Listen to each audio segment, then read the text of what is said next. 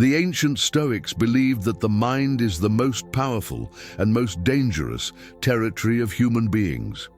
They said that it is not the world that disturbs us, but the opinion we form about it. For Marcus Aurelius, the philosopher-emperor, true freedom lies not in ruling empires, but in master yourself. Seneca reinforced, man is unhappy, not because of circumstances, but because of the way he faces them. And Epictetus, who lived as a slave, taught that peace begins when we accept that we don't control everything, only our reactions. These ideas have spanned centuries, and today they resonate louder than ever, because what they call disturbance of the soul, we call anxiety. The difference is that for the Stoics, the mind is not an enemy. It is a training ground, the place where we learn to transform fear into clarity and pain into wisdom. And that's where faith comes in. Because Stoicism teaches mastery, but faith teaches surrender. The balance between reason and surrender is the path to true serenity. It is in this search that we find Claire. She's 34, has a good job, a tidy apartment, and a smile that fools even herself. But inside, the heart lives at war. Claire's anxiety doesn't come screaming, it comes whispering. It starts with a small thought, what if I can't handle it? And before she knows it, she's trapped in a maze of imaginary scenarios, each one worse than the last. The heart races, the mind shoots, and for a moment it seems like the ground disappears. Stoicism would call this snap to judgment, the habit of reacting to what hasn't even happened yet. And Seneca would remember, we suffer more in imagination than in reality. But Claire doesn't know this wisdom yet. She tries to fight the fear, push the anxiety away, feign control. And the more he fights, the more he drowns. Until one day, in the middle of a traffic jam, something changes. Traffic stopped, cell phone vibrating non-stop, heart racing. She takes a deep breath, and instead of running away from the discomfort, decides to observe it. For the first time, she looks inside without fear. This is anxiety, he thinks, but it's not me. It's something that's going through me. This simple awareness is the first act of freedom. Anxiety grows in escape, but dissolves in the light of attention. And here, Stoicism meets faith. The Stoic would say, accept what is beyond your control. Faith whispers, trust the one who controls what you cannot. Claire doesn't understand everything yet, but she feels something different. Perhaps peace is not the absence of storms, but the ability to remain steadfast within them. She takes another breath, feels the air move in and out of her lungs, and realizes that the present is still a safe place. Not the past that accuses, nor the future that threatens. The now, the only moment where God speaks and where the mind finds rest. The first step has been taken. Master the present, observe without judging, accept without surrender. Control what you can and deliver what you can't. Because, as a philosopher would say, the mind is what shapes life, and how faith would whisper, peace comes from trusting that there is someone guiding this mind. If this touched something in you, remember, you are not alone on this journey. Thousands walk through the same valley, learning to transform fear into wisdom and control into confidence. Anxiety doesn't define who you are, it just reveals how much you can still grow. If this message resonated with you, sign up and walk with us. Here, we combine Stoicism and faith to strengthen the mind, quiet the heart, and find peace amidst chaos. In the following days, Claire tries to apply what she discovered. When she feels her heart racing, she takes a deep breath, observes, tries to anchor herself in the present. But the real world is not a monastery, and the mind doesn't change overnight. That week, an important meeting is approaching. The fear of failure returns with a vengeance. The old voice inside her awakens. What if I freeze? What if I forget what I was going to say? What if they think I'm weak? Anxiety returns, dressed in convincing arguments, and for a moment, Claire believes them. She feels her body react, her stomach tightens, her hands sweat, her heart races. Stoicism teaches that it is not the situation that destroys peace, but the judgment on it. And there, in the midst of the chaos, Claire remembers Seneca's words. It is not what happens to us that shakes us, but what we think about what happens. She realizes that fear is a narrative, a story told by the mind. But like every story, it can be rewritten. That night, she opens her notebook and writes, "Today, my mind tried to convince me that I am weak, but my faith says I am sustained. Stoicism teaches me to observe.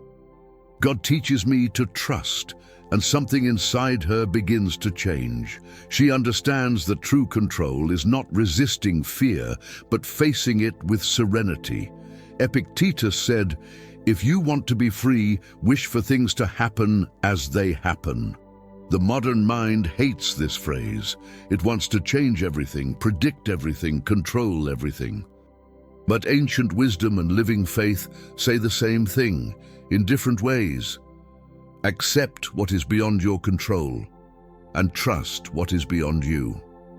The days pass. Claire decides to put theory into practice.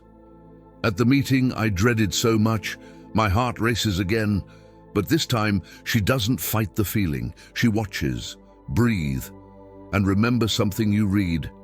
Anxiety is just untamed energy. So, transform fear into presence.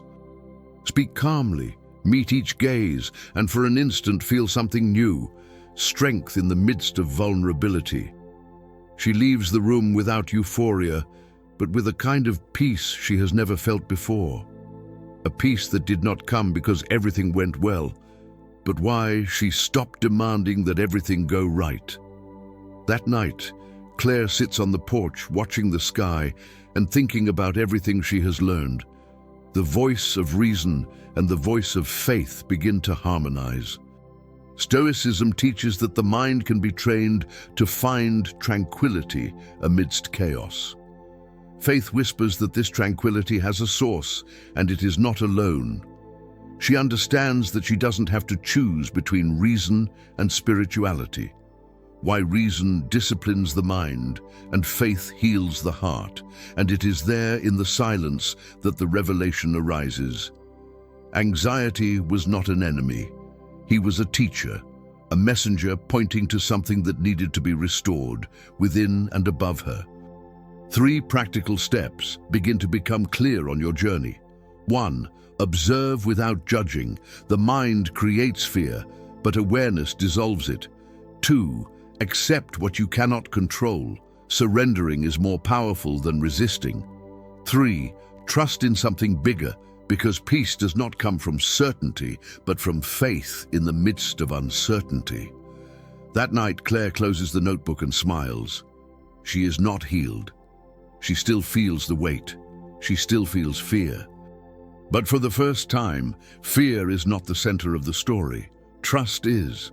If you've made it this far, remember, anxiety is not the end. It's the beginning of a new realm, that of the faith-led mind. Stay with us. In the next step, Claire will discover that true serenity is not achieved, it is granted. The sun rises like any other day, but something in Claire has changed.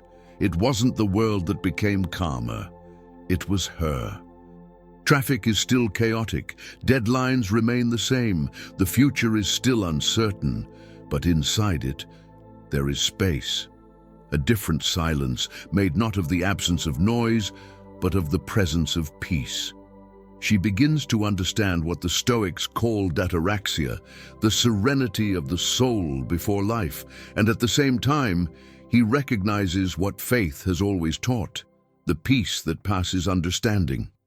These 2 truths, which once seemed distant, now walk side by side. Stoicism trained his mind. Faith healed his heart. That morning, Claire writes in her diary, "The anxiety still comes, but now I know what it is, and I know whose peace belongs." These words are simple, but they carry the weight of a silent transformation. Because mastery of the mind is not an escape from emotions, it is an act of courage.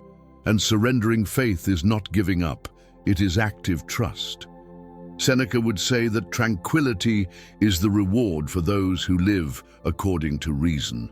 But Claire discovered something else. Reason prepares, but it is love that sustains. And God's love, silent, constant, reveals itself every time she chooses to stop, breathe, and trust. One night while walking, Claire looks up at the sky. The city lights seem small compared to the immensity. She thinks about everything she tried to control, people, outcomes, tomorrow. And for the first time, she lets go. Let go of fear, release the need to understand, let go of the burden of appearing strong all the time. She whispers to herself, "Not everything depends on me," and that's okay. And it is at this moment that faith meets Stoicism in its purest form. Mastery of the mind, yes, but also trust in the invisible. Lucidity and surrender, strength and grace. What was once anxiety has now become apprenticeship. What was fear is now invitation. And what was silence is now prayer. Claire understands that peace is not achieved through control, but with trust. Faith teaches that there is a purpose even in contrary winds. And Stoicism reminds us that every wind can be used to sail. The secret is to keep the helm steady and your heart committed. 24-hour challenge. Today, practice what Claire learned. When anxiety comes, don't fight. Watch, breathe, remember what is in your control, and hand over the rest to what is greater than you. Serenity begins where fear ends, and where confidence begins.